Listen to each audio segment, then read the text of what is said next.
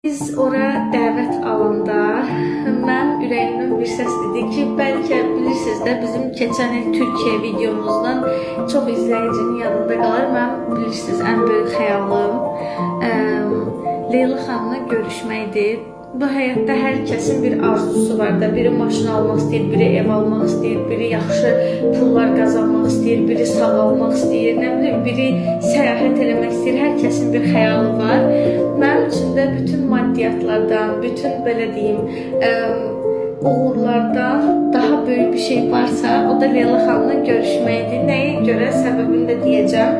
Bugün biz Kranç Burgerə dəvət alanda mən çox ümid edirdim ki, Leyla xanımı orada gələcək. Çünki onun uşaqlarının, belə deyim, məkanının açılışıydı. Amma çox təəssüf ki, bu ərəfədə bizim prinsessamız başqa bir şəhərdə uşaqlar evinin açılışındaymış. Yəni mənim üçün fərqi yoxdur, inanırsınız, bilsəydim oradadır, heç düşünmədən o kilometrləri qaça gedərdim onun yanına, amma təəssüf ki, xəbərim olmayıb. Ev yox, qismət olmadı bu dəfə, amma mən burada baxarsınız, bu videolara bir gün baxarsınız və bir gün mən Leyla xanımın yanında şəkil paylaşanda və yaxud da video paylaşanda deyirsiniz, bu qız bacardı. Bu qız istədi, arzuladı, bacardı. Nəyə görə o qədər insan arasında o?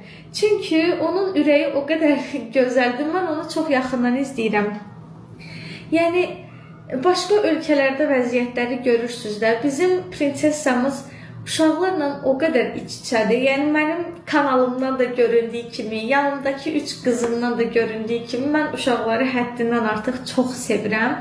Və Leyla xanım Əliyevanın uşaqlara qarşı olan qayğısı, uşaqlara qarşı olan diqqəti, xəstə uşaqlara göstərdiyi dəstək. O gün bizim bir izləyicimizlə qarşılaşdıq yolda.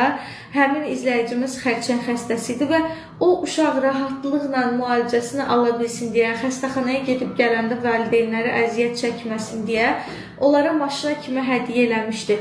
Yəni, bu qadının bu gözəl xeyirxah xasiyyəti, o ürəyi məni valeh edirdi, özümdən asılı deyil. Mən bəzən özümü onun davamçısı kimi görürüm. Düzdür, mən 3 qız uşağı ilə bu xəyallarımı həyata keçirirəm, amma o yüzlərlə, minlərlə uşağa dəstək olur.